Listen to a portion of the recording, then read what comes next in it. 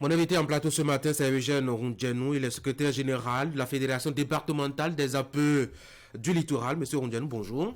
Bonjour, monsieur Tanguy. Bienvenue sur l'Actu Matin. Merci. Vous êtes là pour qu'on discute un peu des conditions de la reprise sur ce plateau. C'est aujourd'hui le premier jour des classes. Comment se sent un parent d'élèves comme vous? Bon, c'est devenu l'habitude pour nous, les parents d'élèves, chaque année.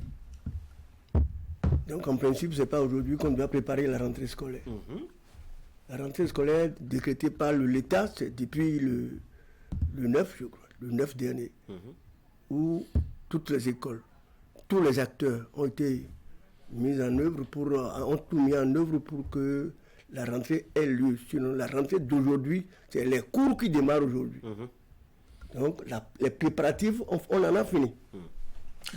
Comment se sont faits les préparatifs, justement, puisque vous êtes parents d'élèves? Les préparatifs, ça concerne tout le monde, tous les acteurs. D'abord, il faut préparer, il faut assainir l'école, il faut mettre propre l'école là où tu es responsable.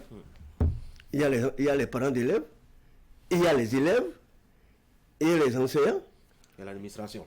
L'administration, les vendeuses, les animatrices qu'on appelle d'habitude. Tous ceux-là sont des acteurs de l'école.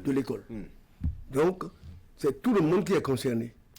Moi, par exemple... Vous, singulièrement, en tant que parent d'élève, quel a été votre rôle pendant tout ce temps-là? Nous, notre rôle est beaucoup. Le rôle d'un parent d'élève, d'un membre responsable responsable dans l'association, bureau d'association de parents d'élèves, c'est beaucoup. Tu dois être au centre de tout ce qui est problème.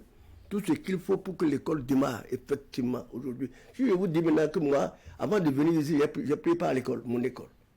Je suis président d'une école de base, école primaire Tifatin, mais j'ai pris par là d'abord. Et comment est-ce qu'elle va ce matin?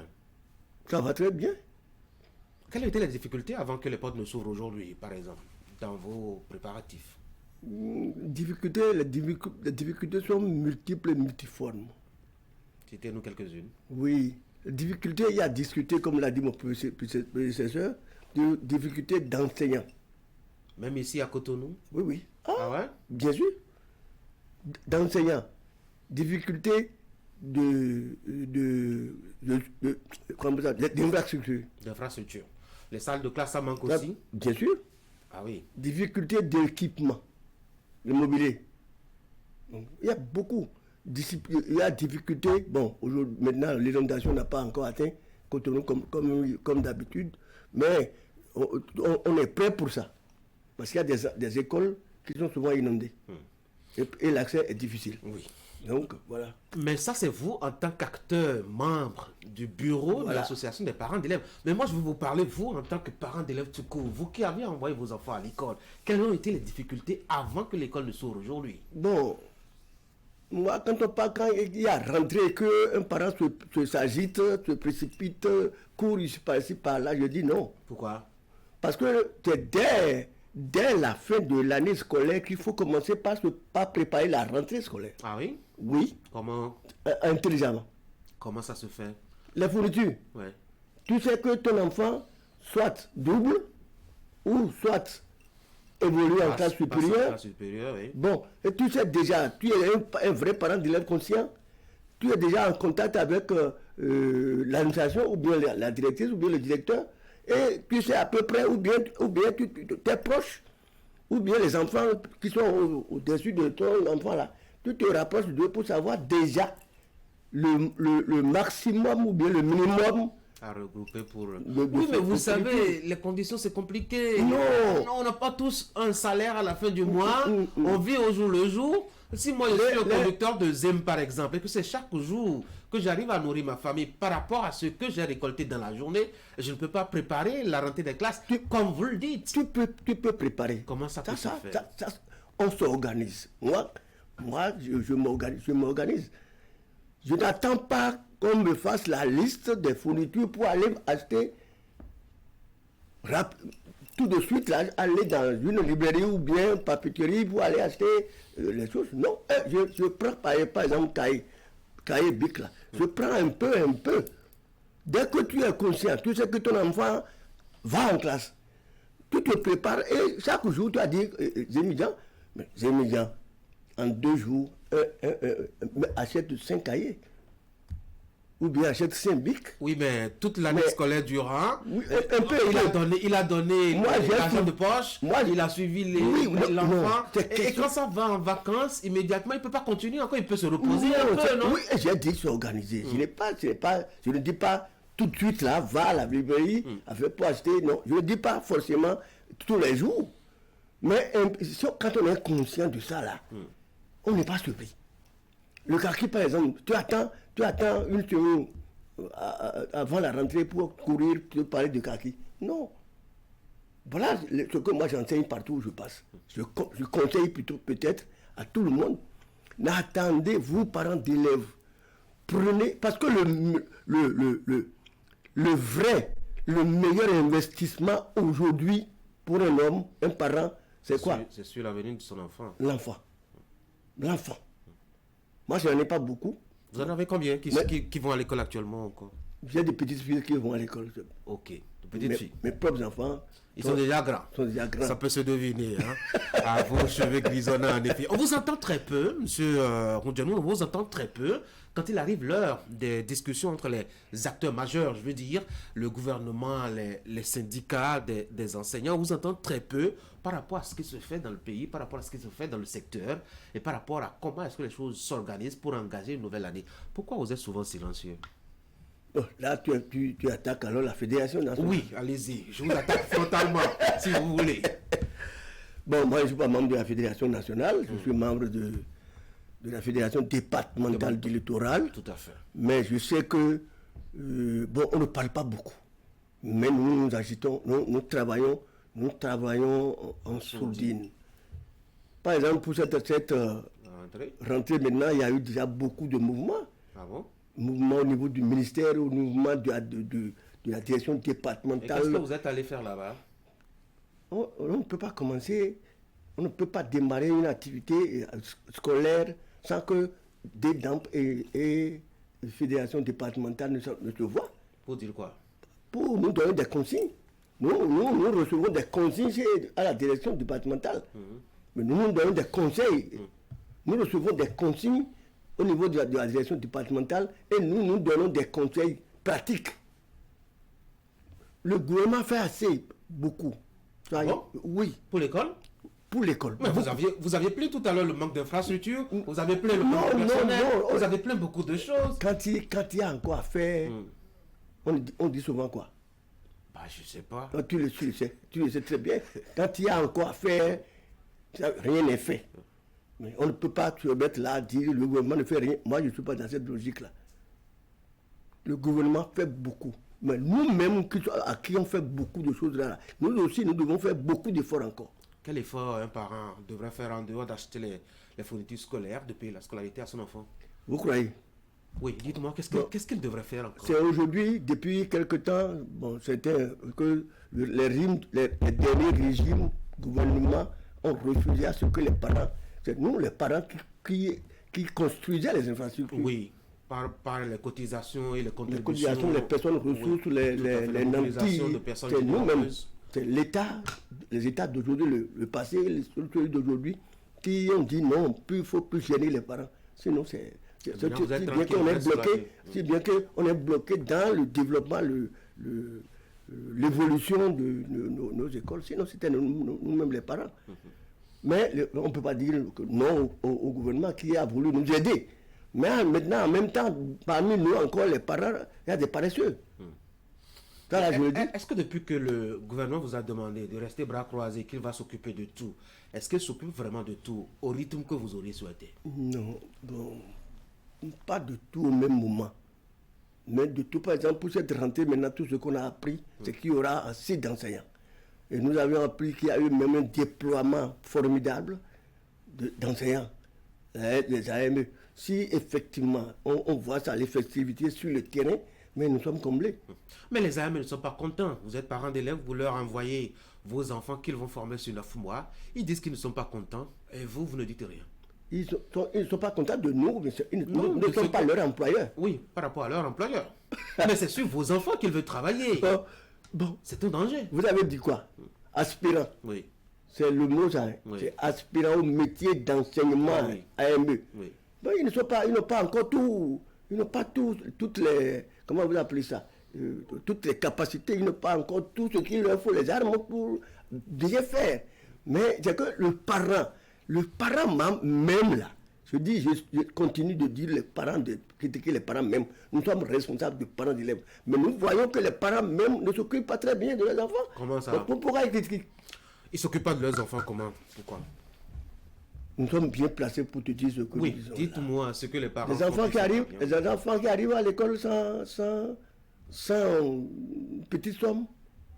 Les enfants qui arrivent lundi, par exemple, à l'école avec le kaki déchiré, kaki sale. Si le parent n'en a pas, comment il fait? Non. N'en a pas. Mais c'est toi-même qui as inscrit l'enfant. Oui, parce que l'État a dit tous les enfants à l'école. Oui. La Constitution l'impose. Et l'enfant doit aller à l'école jusqu'à un certain âge avant d'être déscolarisé s'il a besoin d'aller apprendre le métier. Mais en tout cas, c'est mon analyse personnelle. Ça Oui. peut n'engager que moi seul. Le gouvernement a dit gratuitement. Hein, inscrivez vos enfants gratuitement. Personne n'a le droit de vous demander un seul franc. Personne. Sinon, attention. Personne, je dis bien. Un parent, quel que soit ce qu'il est, bureau ou non, il n'a pas le droit de demander un seul franc à un parent. Un parent d'élève. Et le directeur et ses collaborateurs n'ont pas le droit de demander un seul franc à un parent. Mais est-ce que ça se respecte vraiment? On a toujours de petites sommes à cotiser, les 1000 francs, les 1500, etc. Moi, à mon niveau, moi, je ne pardonne pas ça là. Moi, je ne pardonne pas. Je suis membre du bureau. Je suis d'abord secrétaire général de la coordination des parents d'élèves d'Akwakpa. Le tout à Akwakpa, avec près de 100 établissements scolaires, même les CEG. Mais moi, je n'entends pas que quelqu'un demande un franc à quelqu'un. Jamais. Bon, vous savez, les hommes sont ce qu'ils sont. Et dans tout groupe, il y a toujours ce que vous appelez les brebis galeuses. Donc, mais tu ne peux pas être à cheval derrière chaque parent. Tu ne peux pas être derrière, je suis le secrétaire général, je ne peux pas être dans toutes les écoles au même moment, à toutes les heures. Donc, mais nous apprenons qu'il y a des brebis galeuses, mais nous ne pardonnons pas ça. Dès que nous apprenons qu'un directeur a eu à le faire, nous signalons ça à qui de droit qui est le chef de condition scolaire. Il n'y a plus de grève depuis quelques années dans les écoles. Vous êtes content? Je suis content. Ah oui. Mais c'est pas parce que il n'y a pas de grève que je ne sais même pas comment l'expliquer. Je ne veux pas. Ça, c'est le syndicalisme, ça. Oui. Je n'aime pas. Parlez-nous, c'est vos enfants que vous envoyez à l'école. Oui. Vous avez tous les droits de dire ce que vous pensez. Nous sommes dans un pays démocratique. Oui, en plus. Et chacun doit faire ce qu'il doit faire pour que la démocratie marche. Oui. Maintenant, les enseignants ne sont pas contents parce qu'ils ne font plus grève pour leur doléance. Pour leur droit. Pour leurs droits. Bon, nous, on n'est pas dans leur schéma. Parfois, on n'est pas content. Parce que c'est pas parce qu'ils ne font pas grève. On sent quand même que qu'il n'y a pas de la chaleur, de l'effervescence. L'engagement. Bon, Vous le sentez dans les classes? Hmm? Vous le sentez dans les classes? Vous les observez? On le sent. Si tu es vraiment un lecteur, il faut savoir lire l'homme. Moi, j'ai été politicien. Oui. Avant d'être dans cette Est-ce que vos parents d'élèves, comme ils sont si démotivés, qui ne sont pas contents et qui ne peuvent pas aller en grève, est-ce que vous leur parlez? Bon, vous savez, nous avons nos prérogatives. Nous avons notre ligne de travail, nos limites. C'est quoi? Les limites ne vous permettent pas du tout de discuter avec les enseignants? N'importe quel enseignant, non. L'administration, oui. Bon, donc, si nous avons des plaintes à faire, c'est à l'administration que nous nous plaignons. Mais quant à l'administration maintenant de corriger les tirs, parce que s'il faut dire la vérité, il y a des enseignants vraiment qui ne sont pas à la hauteur. Ah oui. Et vous vous plaignez à l'administration, qu'est-ce que l'administration fait? L'administration prend ses responsabilités. Il renvoie l'enseignant? Il ne peut pas renvoyer. Il va se plaindre à la hiérarchie. Ok. C'est ça. Vous avez remarqué un décalage entre ce qui se faisait pendant que les grèves existaient et maintenant qu'il n'y a plus de démotivation. Là, est-ce qu'il y a une différence en tant que telle dans le savoir que les enseignants donnent aux enfants? Monsieur Tanguy, je suis un villageois. Mais je suis né à Cotonou. Villageois, oui. Mais je suis né à Cotonou. Oui. Et moi, je suis content d'aujourd'hui. Tout à l'heure, mon professeur a parlé des problèmes qui font qu'il n'y a pas le taux de déperdition et le taux de scolarisation. Alors que moi, je suis d'accord, je suis Tori d'origine. Ce que moi, je vois aujourd'hui, la scolarisation, là, moi, je suis très, très content. Pourquoi? La façon, on dit plus, enfant, viens à l'école maintenant, hein, chez moi au village. Qu'est-ce qu'on dit? Les enfants sont pressés d'aller à l'école.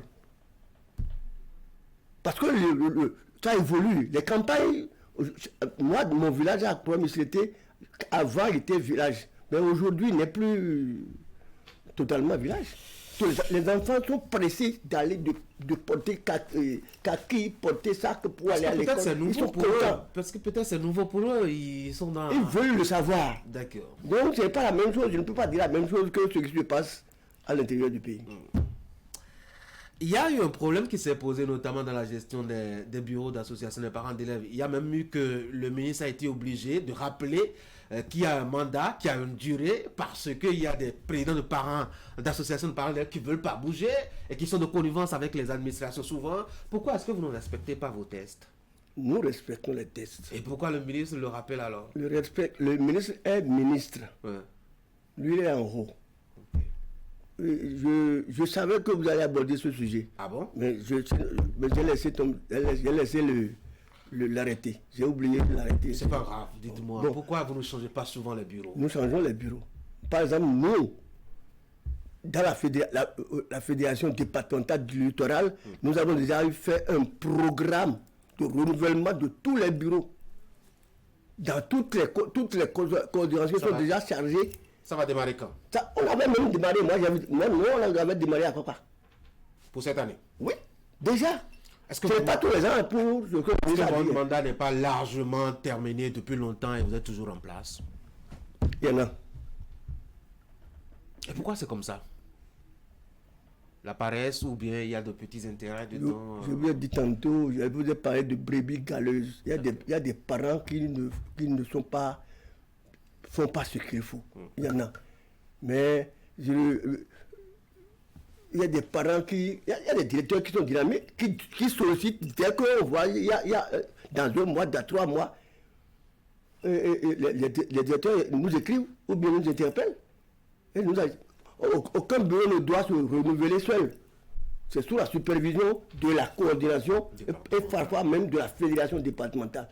Aucun bureau n'a le droit de se renouveler seul ou bien faire combiner avec directeur, directrice pour se renouveler. Non, c'est interdit. Justement, il y a cette combine-là aussi que le ministre a dénoncé, la connivence entre les bureaux APE et l'administration souvent, et parfois ça aboutit à des cas de mauvaise gestion. On a l'impression que les parents d'élèves sont contents même qu'il y ait une mauvaise gestion des établissements. Pourquoi ça?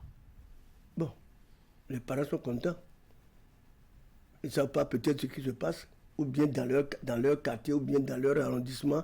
Il y a des défaillants, il y a des bureaux qui ne sont pas à jour, qui ne sont pas prêts, qui ne font pas bien le travail. C'est pour ça que les gens, même si on renouvelle aujourd'hui, je suis bien placé, secrétaire général, pour vous dire, un bureau qu'on renouvelle aujourd'hui, dans 3 mois, va avoir des défaillances. Pourquoi? Ce qu'il nous faut, c'est les moyens. On n'a pas les moyens? On n'a pas assez de moyens. Vous ne cotisez pas entre vous? Très bien. Voilà une tare, par exemple.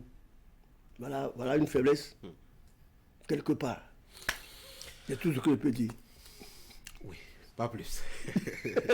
Eugène Rondianou, je rappelle que vous êtes secrétaire général de la Fédération départementale des bureaux APE du littoral. Merci d'être venu sur l'Actu Matin. Merci. Bonne journée à vous. C'est gentil. Et très bonne rentrée scolaire à vous. Une occasion qui m'a permis de me dégager un peu. Venez à tout moment à Canal 3 Bénin. Si vous avez quelque chose à confier au public, nos micros sont ouverts. Vous voyez, c'est pas compliqué chez nous, non? Non, mais attention. Ma boîte dehors, on va faire. Pourquoi? Ce n'est pas la parole et ce n'est pas les discussions qui vous font peur. Merci beaucoup à vous, Moukelou. Je vous souhaite de passer une très bonne journée. Mesdames et messieurs, on va marquer la pause et on revient par ici avec les débatteurs. On va continuer à parler de l'école qui ouvre ses portes. Dès ce matin, les apprenants sont à nouveau dans les établissements, dans les écoles, pour reprendre avec leur habitude. Donc, c'est la rentrée des classes. Comment est-ce que l'année scolaire va se passer? Quels sont les éléments mis en place? Quel point peut-on faire de l'école depuis 8 ans que Patrice Talon a pris le pouvoir au Bénin? On fera la discussion tout à l'heure. Mais en attendant, voici la pause.